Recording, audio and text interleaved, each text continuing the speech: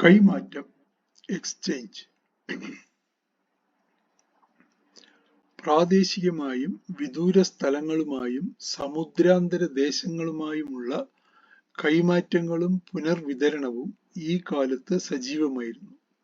കൊയ്ത്തിന് ശേഷം മുഖ്യന്മാരുടെ വീടുകളിൽ കൂനകൂട്ടിയിട്ടിരിക്കുന്ന നെല്ലിനെക്കുറിച്ച് സംഘം കൃതികൾ പരാമർശിക്കുന്നു. അവർ ആ നെല്ല് ബന്ധുത്വ ഗോത്ര വിഭാഗങ്ങൾക്കും കിളൈഞ്ഞർ, പണ്ഡിത കവികൾക്കും പുലവർ, സാധാരണ പാട്ടുകാർക്കും പാണർ, യോദ്ധാക്കൾക്കും മറവർ, ഭിക്ഷാടകരായി അലയുന്ന മറ്റു പല വിഭാഗക്കാർക്കുമിടയിൽ ഇരവർ പുനർവിതരണം ചെയ്തു. സാധനങ്ങൾക്ക് പകരം സാധനങ്ങൾ കൈമാറിയിരുന്നതിനെ സംഘം കവിതകളിൽ നുടുത്തൽ എന്ന പേരിൽ നിരന്തരം പരാമർശിച്ചിട്ടുണ്ട്.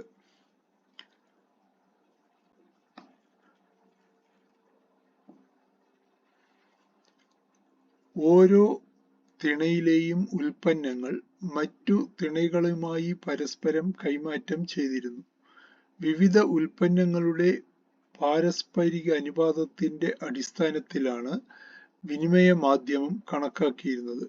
പ്രാദേശിക വിനിമയ കേന്ദ്രങ്ങൾ ചന്തൈ, അങ്ങാടി എന്നിങ്ങനെ അറിയപ്പെട്ടു.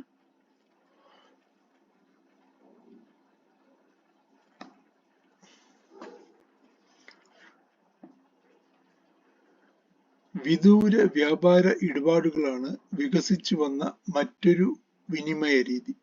തീരപ്രദേശത്ത് നെയ്തൽ നിന്നുള്ള മത്സ്യവും ഉപ്പും വിദൂര ലക്ഷ്യസ്ഥാനങ്ങളിലേക്ക് തുടർച്ചയായി കൊണ്ടുപോയിരുന്നു.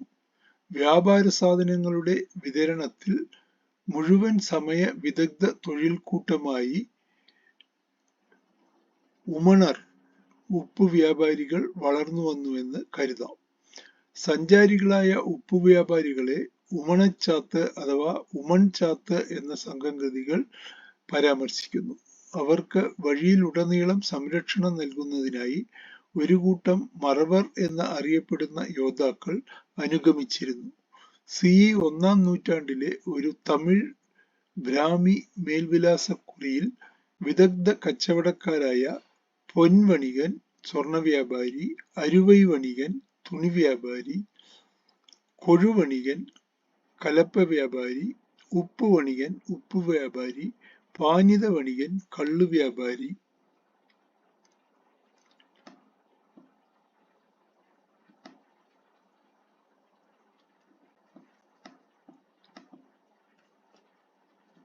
എന്നിവരെ കുറിച്ച് പരാമർശിക്കുന്നു. കോട്ടയത്തു നിന്നും എയ്യലിൽ നിന്നും കണ്ടെടുത്ത മുദ്രാങ്കിത നാണയശേഖരങ്ങൾ വടക്കും തെക്കും തമ്മിൽ നിലനിന്നിരുന്ന സജീവ വ്യാപാരത്തിലേക്ക് വിരൽ ചൂണ്ടുന്നു.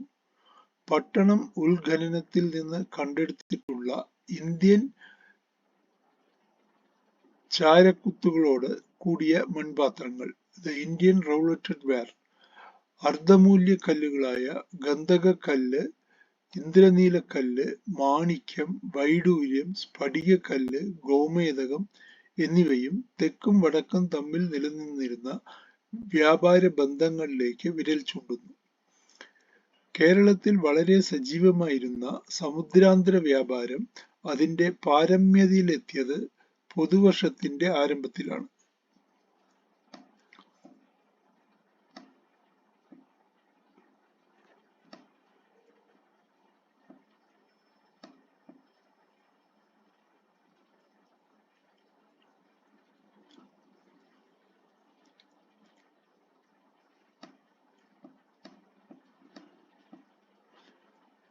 ഒരു അജ്ഞാത നാവികൻ രചിച്ച Periplus of the Erythraean Sea എന്ന കൃതിയിൽ കേരള തീരത്തിലെ തുറമുഖങ്ങളായിരുന്ന നൗറ, ടിൻഡിസ്, മുസിരിസ്, ബെക്കാരെ, നെൽസിൻഡ, ബലിത തുടങ്ങിയവയെ കുറിച്ച് പരാമർശിക്കുന്നുണ്ട്.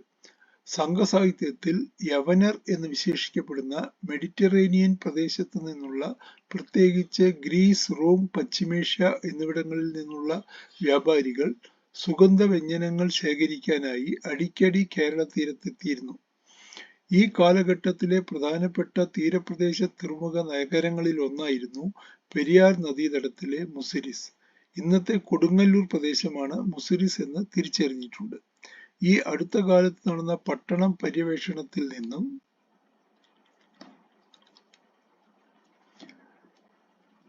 ഇന്തോ റോമൻ പശ്ചിമേഷ്യൻ വ്യാപാരത്തിന്റെ ധാരാളം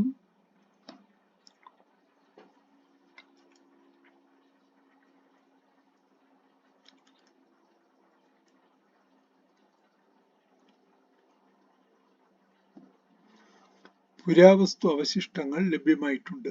വല്ലുവള്ളി എറണാകുളം ജില്ല, എയ്യൽ തൃശൂർ ജില്ല, കോട്ടയം പൊയിൽ കണ്ണൂർ ജില്ല എന്നീ സ്ഥലങ്ങളിൽ നിന്നും കണ്ടെടുത്തിട്ടുള്ള സ്വർണ്ണ നാണയങ്ങൾ പുതുവർഷത്തിന്റെ ആദ്യ നൂറ്റാണ്ടുകളിൽ കേരള തീരത്തുണ്ടായിരുന്ന റോമൻ വ്യാപാരികളുടെ സാന്നിധ്യത്തെ സാക്ഷ്യപ്പെടുത്തുന്നു. ഈ അടുത്ത കാലത്ത് മലബാർ തീരത്ത് നിന്നുള്ള ഒരു കളിമൺ ഭരണിയിൽ ഏകദേശം 7.5 കിലോഗ്രാം കുരുമുളക് നിറച്ചത് ഈജിപ്തിലെ ബർണകയിൽ നിന്ന് കണ്ടെടുത്തത് കേരളവും പടിഞ്ഞാറൻ ലോകവും തമ്മിലുണ്ടായിരുന്ന ഊർജ്ജസ്വലമായ വ്യാപാര ശൃംഖലകളുടെ അധിക തെളിവ് നൽകുന്നു.